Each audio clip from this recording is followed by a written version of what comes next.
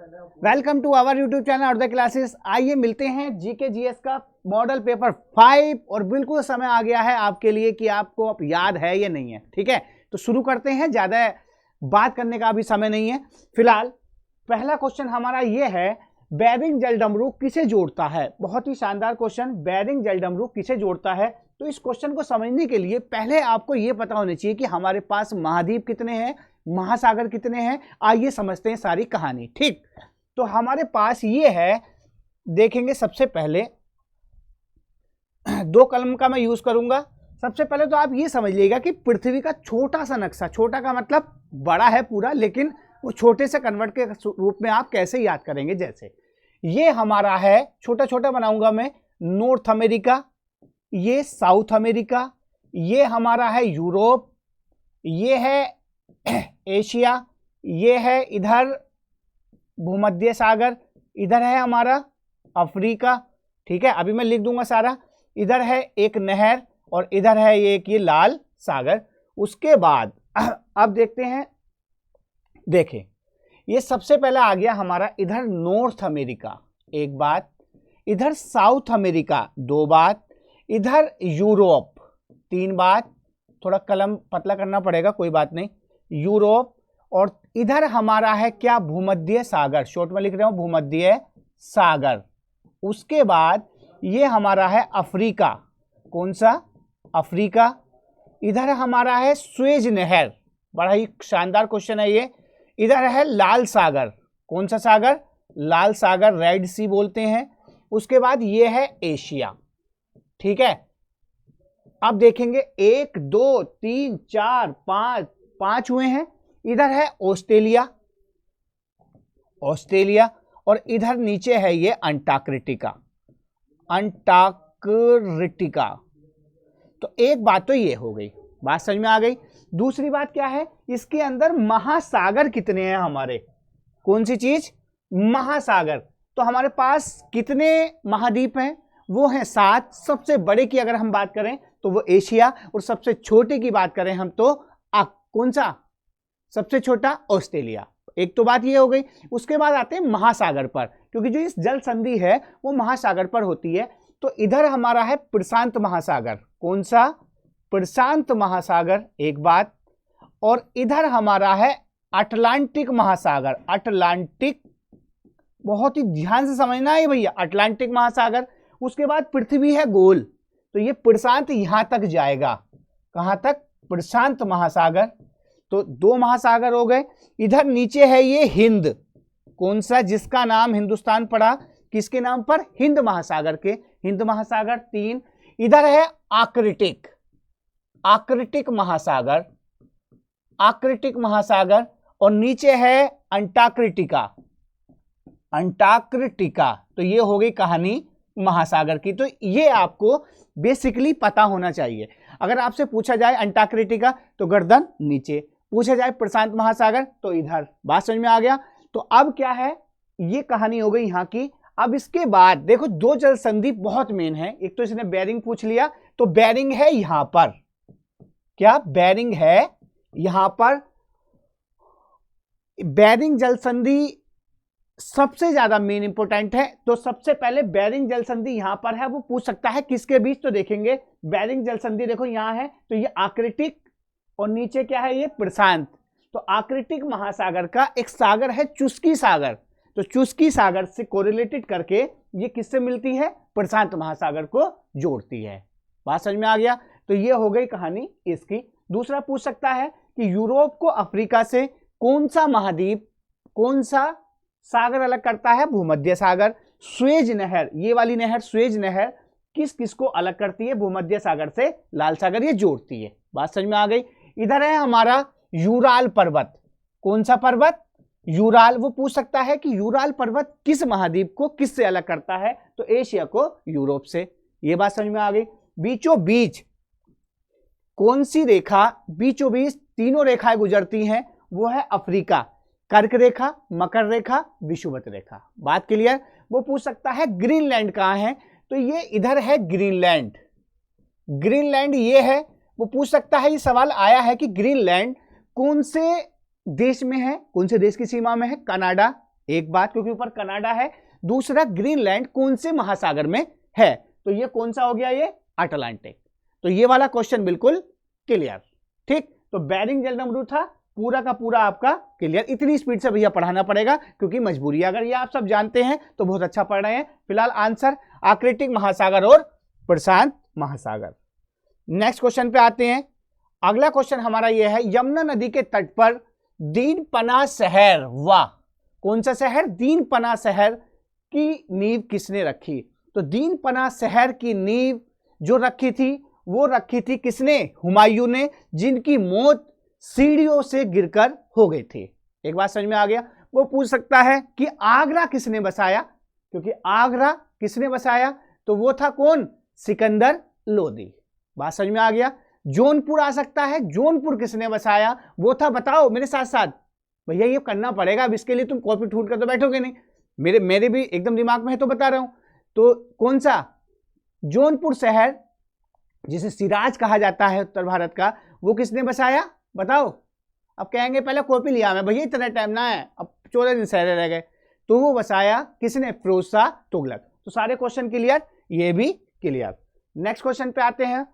किस नेता का नाम चंपारण सत्याग्रह से नहीं जुड़ा? तो बहुत ही शानदार सवाल है ये, चंपारण सत्याग्रह से नहीं जुड़ा।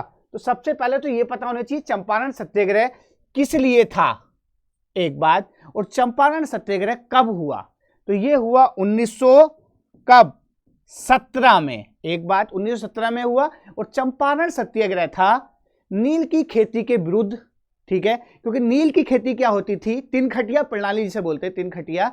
उसमें क्या था कि एक बार नील बो दिया तो वहां का जमीन मिट्टी पूरी बेकार हो जाती थी, तो फसल नहीं उगती थी। तो इसके विरोध में गांधी जी ने तीन खटिया प्रणाली की शुरुआत की। और उसमें जो नहीं था वो तुम्हें बताना है, अनुग्रह नारायण सिंह, ठीक है, JB कृपलानी, ब्रजकिशोर पटेल और सरदार पटेल। तो बताइएगा कौन थे? तो जाहिर सी बात है कौन होंगे?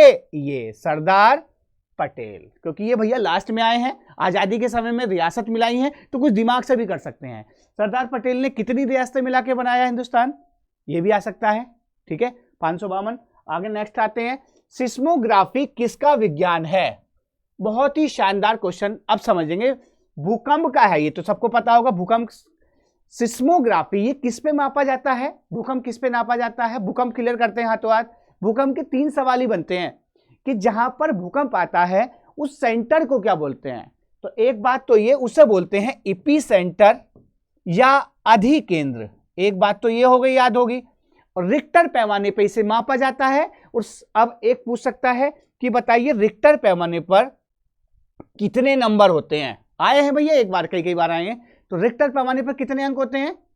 वो होते हैं 0 से लेकर 10 तक। अगर 7 से ऊपर पहुंच जाता है तो वो खतरनाक भूकंप, और नीचे रहता है तो नॉर्मल भूकंप। 2 बात। और एक याद रखना, जोन वाइज जैसे फर्स्ट, सेकंड, फोर्थ, फिफ्थ में कौन कौन सा बटा हुआ है। तो फिलहाल कौन सा हो गया? भूकंप। लघु हिमालय श्रेणी के ढालों पर मिलने वाले छोटे छोटे घास के मैदान क्या कहलाते हैं? बताइएगा। ये कहलाते हैं मुर्ग। बात क्लियर? नेक्स्ट पे आते हैं।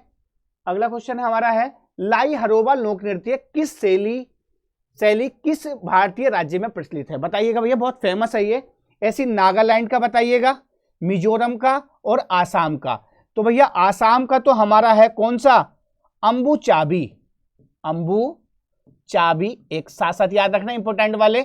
नागालैंड का हमारा है हर्निबल, बहुत फेमस है ये, हर्निबल उत्सव। और हमारा मिजोरम का कौन सा है? ये है चपचार चंबू। और तो कौन सा बच्चा? मणिपुर। तो लाई हरोबा किसका हो गया? लाई हरोबा किसका हो गया? मणिपुर का। ये हो गया क्लियर, क्वेश्चन भी क्लियर और साथ साथ ये भी याद रखना। नेक्स्ट क्वेश्चन पे आते हैं। श्रीलंका में डच और पुर्तगाली उपनिवेशवादियों के वंशजों को क्या कहा जाता है? यानी कि श्रीलंका में डच आए थे, पुर्तगाली आए थे। तो सबसे पहले ये बताइएगा, हिस्ट्री पे ही आते हैं। सबसे पहले इंडिया में कौन लोग आए? पुर्तगाली आए, डच आए, अंग्रेज आए। तो भैया ये याद रखना, इसकी शॉर्ट ट्रिक है PDEF। बहुत ही शानदार। P का मतलब पुर्तगाली, यानी कि सबसे पहले कौन आए? पुर्तगाली। D का मतलब डच, कौन आए? डच। फिर आए कौन? इंग्लैंड यानी कि अंग्रेज। और फिर आए फ्रांसीसी। बिल्कुल पीडीएफ से आपको याद रखना है। तो फिलहाल डच और पुर्तगाली आए तो वो श्रीलंका में बस गए थे और उनके वंशजों को क्या कहा जाता है, तो वो कहा जाता है बरघेर। क्या कहा जाता है? बरघेर। याद रखना। तो इससे ये भी याद रखना, पीडीएफ, पुर्तगाली, डच, इंग्लैंड, फ्रांसीसी। नेक्स्ट क्वेश्चन पे आते हैं, मिलान कीजिए। बड़ा ही शानदार क्वेश्चन आया है आपके सामने, मिलान कीजिए। तो इसकी सबसे अच्छी शॉर्ट ट्रिक है ईट पर नाच। बस ये आपको याद रखना है, ये मुझे बचपन से याद है तो मुझे अब भी ये याद आ गई। ईट पर नाच का मतलब इलेक्ट्रॉन, ई का मतलब इलेक्ट्रॉन, टी का मतलब थॉमसन। बात समझ में आ गई? थॉमसन ने की खोज। पी का मतलब प्रोटॉन, प्रोटॉन। रे का मतलब रदरफोर्ड, किसने की? रदरफोर्ड। दो बात। ने का मतलब न्यूट्रॉन, याद रखना भैया शॉर्ट ट्रिक। और चे का मतलब चैडविक। तो ये हो गया आपका क्लियर। तो फिलहाल इसका हो गया इलेक्ट्रॉन की, देखेंगे यहां से थॉमसन, इलेक्ट्रॉन की थॉमसन, प्रोटॉन की रदरफोर्ड और न्यूट्रॉन की चैडविक। यानी कि पहले का दूसरा, दूसरे का पहला, पहले का दूसरा, दूसरे का पहला, ये हो गया। अब इसके साथ एक तो आपको मेरे साथ पता होना चाहिए, गुणसूत्रों की खोज किसने की? एक बात जल्दी बताओ। अब कहेंगे दोहराना पड़ेगा, भैया दोहराने का टाइम नहीं है। गुणसूत्रों की खोज की वाल्डियर ने। और विटामिन की खोज किसने की? वो की फंक ने। और विटामिन का जने गोद ले रखा क्वेश्चन, विटामिन का बहुत फेमस क्वेश्चन है। विटामिन की खोज किसने की? फंक ने। तो ये भी क्लियर, वो भी क्लियर। नेक्स्ट क्वेश्चन पे आते हैं, सामान्यतः सहसंयोजी आबंध वाले अणु, तो जो जबरदस्ती बनाए जाते हैं सहसंबंधी कोवैलेंट, ठीक है, वाले अणु क्या होते हैं? एक तो भैया वो आंतराणुक बल कमजोर होते हैं क्योंकि उन्हें मिलाया जाता है अणु में, ठीक है। दूसरा, कथनांक व गलनांक उच्च होते हैं। तो इसका आंसर हो गया फर्स्ट और सेकंड। नेक्स्ट क्वेश्चन पे आते हैं, भारतीय संसद के दोनों सदनों की संयुक्त बैठक की आहुत, देखो ऐसे ऐसे वर्ड आएंगे, आहूत। अब इसमें क्या है, अगर जो बुलाता है वो काम अलग है और जो अध्यक्षता करता है वो अलग है। तो बुलाता कौन है? राष्ट्रपति। कौन से आर्टिकल से? आर्टिकल 108 से। और अध्यक्षता कौन करता है? वो करता है लोकसभा स्पीकर। तो फिलहाल आहूत का मतलब बुलाना और बुलाने का मतलब आंसर बी। नेक्स्ट क्वेश्चन पे आते हैं, अगला क्वेश्चन है, कौन सा विधेयक भारत के राष्ट्रपति के पूर्व अनुमति के बिना प्रस्तावित किया जा सकता है? तो वो कौन सा है भैया? साधारण विधेयक। वरना दोनों में किसकी आवश्यकता है? राष्ट्रपति की। ये सारी वीडियो में पढ़ा चुका हूं, प्लेलिस्ट खोलना सब आ जाएंगी पॉलिटी की। इसका आंसर हो गया साधारण विधेयक। ग्लूकोज का पायरूवेटिक अम्ल में खंडन क्या कहलाता है? वो कहलाता है, कहां होता है? वो होता है कोशिका द्रव्य में। जो ये कोशिका के अंदर द्रव पानी भरा होता है उसके अंदर होता है ग्लूकोज का पायरूवेटिक अम्ल में खंडन। नेक्स्ट क्वेश्चन आते हैं, बिना किसने कोशिका सिद्धांत की ओर आगे बढ़ाया था तथा यह बताया था कि सभी कोशिकाएं पूर्ववर्ती कोशिकाओं से बनी है? तो भैया ऐसे सवाल थोड़ा सा हार्ड नहीं है, लेकिन फिर भी आपको करना क्या है, इसका आंसर बताना है। तो इसका है रुडोल्फ विर्सी, जिसने बनाया था वो थे ये।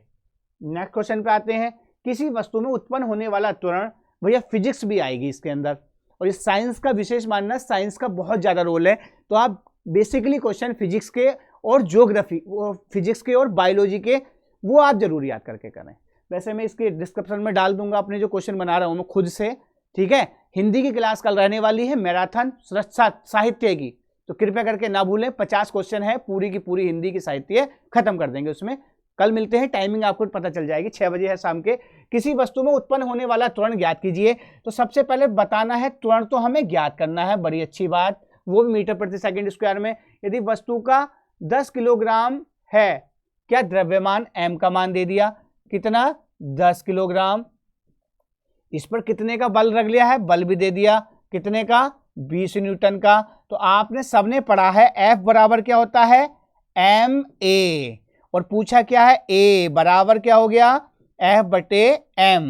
F का मान कितना है, दे रखा है, बड़ी अच्छी बात। और m का मतलब कितना है, 10, 10 दूनी 20, तो कितना आ गया ये 2। सिंपल सा क्वेश्चन था, लेकिन आपको पता होने चाहिए फिजिक्स के हल्के फुल्के फार्मूले, F बराबर m में, P बराबर F अपॉन A, ठीक है ये सब। नेक्स्ट क्वेश्चन पे आते हैं। अगला क्वेश्चन हमारा है, किसी वस्तु का द्रव्यमान और उत्पन्न त्वरण यानी कि m और उससे जो उत्पन्न त्वरण हो रहा है का गुणनफल क्या कहलाता है, अभी पढ़ाया है, F बराबर m में क्या कहलाता है, बल। गतिज ऊर्जा पता होगा, आवेग पता होगा, ठीक है, आवेग संवेग P बराबर mv, सब यही है। F डेल्टा टी, किसी आवेशित वस्तु में आवेश को पृथ्वी पर भेजने की क्रिया को क्या कहते हैं? आवेशित वस्तु है जो पृथ्वी की तरफ आ रही है, उस क्रिया को क्या कहते हैं बताइएगा? निष्प्रभावीकरण, अस्वैगीकरण, पृथ्वीकरण। पृथ्वीकरण का तो अलग होना, यह है भूसंपर्करण। तो थोड़ा दिमाग लगा भी करना है, बिल्कुल रटे रटाई ना मिलेंगे। भूमि से संपर्क हो रहा है तो इसलिए भूसंपर्करण। क्लियर? नेक्स्ट क्वेश्चन पे आते हैं। अगला है, सभी लोग सीसीटीवी के आधारभूत स्वरूप तथा समग्र क्षमताओं को समझें क्योंकि सूचना संसाधन टूल है। सीसीटीवी वो क्या है भैया, ये बताना चाह रहे हैं। डीवीडी है क्या है? नहीं, सीसीटीवी इंटरनेट और ऐसे क्वेश्चन इलिमिनेटेड मेथड से करेंगे, खुद ब खुद पता चल जाएगा। सीसीटीवी भैया कैमरा तो है, ठीक है, लेकिन इंटरनेट नहीं है, सीडी नहीं है, क्या बचा? ये कंप्यूटर ही है। बैठे बैठे देख लेते हैं वहां से ही, अमेरिका से बैठा बैठा आदमी सीसीटीवी में वहीं देख लेगा। ऐसा हुआ है, एक हमारे रिलेशन में है। तो कहने का मतलब यह है कि क्या है सीसीटीवी? वो है कंप्यूटर्स। मोबाइल भी क्या है? कंप्यूटर ही तो है, कुछ भी चला लो। आगे, संयुक्त राष्ट्र का मुख्यालय कहाँ है? बड़ा ही शानदार सवाल। संयुक्त राष्ट्र का मुख्यालय कहाँ है? यह है संयुक्त राष्ट्र का मुख्यालय। संयुक्त राष्ट्र की वो कब हुई, एक तो ये बताना है। न्यूयॉर्क में है संयुक्त राष्ट्र का मुख्यालय। और अब इसमें वर्ल्ड बैंक का भी याद रखना और IMF का भी याद रखना। संयुक्त राष्ट्र 1945 में इसका गठन हुआ, भारत तभी से इसका सदस्य है। दूसरी बात, न्यूयॉर्क में इसका मुख्यालय वह है। जेनेवा में किसका है? जेनेवा में WTO, वर्ल्ड ट्रेड ऑर्गेनाइजेशन, यहां से आ सकता है। यूनेस्को का पेरिस में है, वाशिंगटन DC, वर्ल्ड बैंक का और IMF का। फिलहाल आंसर क्या हो गया इसका? न्यूयॉर्क। हर वर्ष कौन सा दिवस संयुक्त राष्ट्र? यह है 24 अक्टूबर 1945। ठीक, ये पता होगा, दोनों एक साथ आ गए। बर्डी ईगल और अल्ट्रावेज शब्दों का देखो याद रखेंगे। स्टैटिक जीके सबसे ज्यादा आनी है और वो सब स्टैटिक ही है, ठीक है। तो उस पर कृपया कर पे डेली 1 घंटा पढ़ें, ठीक है। अब आपका समय आ गया कि मेन क्वेश्चन आपको याद रह जाए, ज्यादा भगदड़ ना बच जाए। पता चला यार सब कुछ है, नंबर आ रहे हैं वही 10, तो वो कब होगा? जब ज्यादा उलझन में होंगे आप। बिल्कुल पारदर्शिता से पढ़ें, स्टैटिक जीके हर चीज स्टैटिक में कन्वर्ट करके पढ़ें और इंपॉर्टेंट क्वेश्चन आपको पता हो। फिलहाल ये किससे है? बर्डी ईगल, ये है गोल्फ से। अगर आपको ये पता है तो इसका मतलब सब चीजें पता करनी है। एक पेपर में तो यही आया, बास्केटबॉल, वॉलीबॉल और फुटबॉल में कितने खिलाड़ी। अब आपको अगर ये याद है तो समझ लो ठीक। अब आप कंफ्यूज हैं यार, बास्केटबॉल में यार 5 या 6, तो समझ लो उलझन है भैया। कृपया करके ऐसा ना करें, एक बार मौका मिला है पुलिस के लिए। फिलहाल आगे बढ़ते हैं। हमारे संविधान का कौन सा आर्टिकल छुआछूत का उन्मूलन करता है? तो 14 से 18। 14 से 18 क्या है? इक्विटी, समानता का अधिकार। और ये कौन सा हो गया छुआछूत का अंत? 17 में। और उपाधियों का अंत 18 में। 16 का आपको पता ही है, 15 का आपको पता ही है, ठीक। नेक्स्ट पे आते हैं। गुप्तकालीन वेद के रूप में किसे जाना जाता है? कई बार इंपॉर्टेंट क्वेश्चन है, बताइएगा। कई बार देखा मैंने, वेग कौन से थे? वेग सुसैन वेद तो थे नहीं, ठीक है, वो बहुत पहले थे जिन्होंने बचाया था लक्ष्मण जी को। फिलहाल ये कौन से वेग हैं? ये नाम आपने कई बार पढ़ा होगा, सुश्रुत वेद। बात समझ में आ गई? गुप्त काल के सबसे मेन, ये कहीं भी मिल जाए भैया लगाना ही, गोद लिया हुआ है ये व्यक्ति, ठीक। नेक्स्ट पे आते हैं। कौन सा कथन गलत है? जैसे कि संविधान द्वारा मान्य है कि भारत में अनुसूचित जनजातियों की सूची राज्य विशिष्ट है। देश के सभी राज्यों में से पंजाब में अनुसूचित जाति की आबादी का प्रतिशत सर्वाधिक है। तो बताइएगा ये क्वेश्चन क्या होगा? तो ये भी सही है, ये भी सही है, P और Q दोनों याद रखना, फैक्ट है ये। नेक्स्ट क्वेश्चन पे आते हैं। देखो, पहली पंचवर्षीय योजना की अवधि क्या थी? ये मैंने पहले ही लिख लिया, जिससे कि आपको ज्यादा टाइम मैं वेस्ट ना करूं। जैसे जब भी कभी ये सवाल आए, पहली अवधि क्या थी, क्या था, तो इसमें करना क्या है? इसमें ये करना है, इसकी शॉर्ट ट्रिक है 33, 222 और 25। कुछ भी आ जाए XYZ, देखेंगे कैसे। 33 का मतलब 3 साल चली, ट्रिक है ये, फर्स्ट सेकंड थर्ड। 3 साल का मतलब 51 से शुरू हुई, 51 से 56 फर्स्ट, 5 साल का अंतर ले लो। 56 से 61 सेकंड और 61 से 66 थर्ड। तभी क्या हुआ? युद्ध हुए, इंडिया पाकिस्तान और इंडिया और चाइना। तभी क्या है? गैप आ गया 3 साल का, 66 से 69। इसी बीच में हरित क्रांति आई, ठीक। उसके बाद 2 साल फिर चली, 69 से 74, 74 से 78, चौथी पांचवी, याद रखना भैया, ये कुछ भी आ जाए, पहली छोड़ो 8वीं पूछ लेगा तो भी बता दोगे। उसके बाद गैप आ गया 2 साल का, 78 से 80। गैप का मतलब ये है कि इमरजेंसी की वजह से, ठीक है, यह युद्ध की वजह से 1972 में भारत और पाकिस्तान का बांग्लादेश को 71 में आजाद कराने के लिए युद्ध हुआ। इस वजह से पुरानी और पार्टी की सरकार, कांग्रेस पार्टी की चेंज हो गई, तभी जो है पुरानी योजनाओं को आगे बढ़ाया गया, उसे कहते हैं रोलिंग प्लान, अनवरत योजना। 78 से 80 वो पूछ सकता है कि किस किस के बीच, तो यह है 78 से 80। फिर लगातार चली 2 साल, 80 से 85, 85 से 90, फिर 2 साल का गैप आ गया 90 से 92। ठीक, वो पूछ सकता है कि नई आर्थिक नीति कब आई, तो याद रखना इस टाइम, क्योंकि 80 82 14 राष्ट्रों का राष्ट्रीयकरण कब हुआ, 14 बैंकों का 1969, तो 69 कहाँ है, ये एरिया, इस तरीके से लगा देंगे ये। चौथी में गरीबी हटाओ का नारा कब दिया गया, ठीक है, वो इस टाइम दिया गया चौथी में। तो इस तरीके के क्वेश्चन सब आप इससे याद कर लेंगे, और कुछ भी आ जाए कि चौथी कब, पांचवी कब, इससे याद रखना। शॉर्ट ट्रिक क्या है, 33 222 25, 3 साल लगातार गैप, 2 साल लगातार गैप, 2 साल लगातार गैप, ये हो गया पूरा क्वेश्चन क्लियर। फिलहाल तो इसने पूछा था पहली 51 से 56, कुछ भी पूछ ले इसे याद रखना। अब तुम्हारे दादा की शादी कब हुई, अब मान लो 1980 में हुई, तो यहाँ पे आ जाओ 80 से 85 छठे, कैसे ही क्वेश्चन आ जाए बिल्कुल क्लियर हो जाएगा। नेक्स्ट क्वेश्चन पे आते हैं, कौन सा एक मुक्त source open source operating system नहीं है, ऑपरेटिंग सिस्टम नहीं है, तो देखो वो है विंडोज। विंडोज 19 के दशक में बनाया गया, ये ओपन सोर्स नहीं है, ठीक है। बाकी उबुंटू, लिनक्स, डुप्लेक्स, ये सब क्या है, ओपन सोर्स, ठीक है, आपको पता था तो अच्छी बात। नेक्स्ट पे आते हैं, टूथपेस्ट खरीदते समय जो बिक्री कर आप देते हैं वह क्या है। टूथपेस्ट खरीदा, बिक्री का टैक्स दिया जीएसटी के माध्यम से, तो वो क्या है, केंद्र सरकार द्वारा लगाया गया कर, नहीं, केंद्र सरकार द्वारा लगाया कर लेकिन राज्य सरकार द्वारा संग्रहित किया गया, राज्य सरकार द्वारा लगाया कर लेकिन केंद्र सरकार द्वारा संग्रहित किया गया, राज्य सरकार द्वारा लगाया कर एवं संग्रहित किया गया कर। टूथपेस्ट या बिक्री कर वो राज्य सरकार के द्वारा लगाए जाते हैं जो वैट के थ्रू थे, वैट, वैल्यू एडिड टैक्स, जो 2005 में स्टार्ट हुआ शायद, और उसके बाद ये है कि राज्य सरकार के द्वारा लगाया जाता है लेकिन संग्रहित कौन करता है, वो करता है कौन, केंद्र सरकार। तो आंसर हो गया इसका ये। नेक्स्ट पे आते हैं, किसे लाल ग्रह कहते हैं, वाह, लाल पीले नीले बड़े छोटे ये सब आपको याद रखना, ग्रह से क्वेश्चन आ सकता है।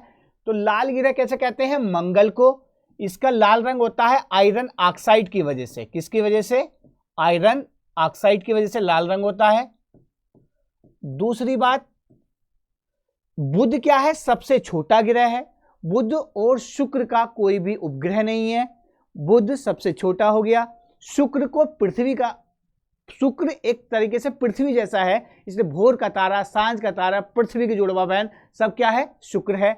दूसरी बात, बृहस्पति सबसे बड़ा उपग्रह है और इसके सबसे ज्यादा उपग्रह हैं, ठीक, तो ये हो गया बिल्कुल क्लियर। नेक्स्ट क्वेश्चन पे आते हैं, आंसर फिलहाल क्या है, मंगल। नेक्स्ट क्वेश्चन हमारा है, मालीगुड़ी डेज के लेखक कौन है बताइएगा, लेखक से भी यह सवाल आ सकता है, खासकर जो लेटेस्ट चल रहे हैं, तो फिलहाल आर.के. नारायण, क्लियर, ये पुस्तक थी इनकी।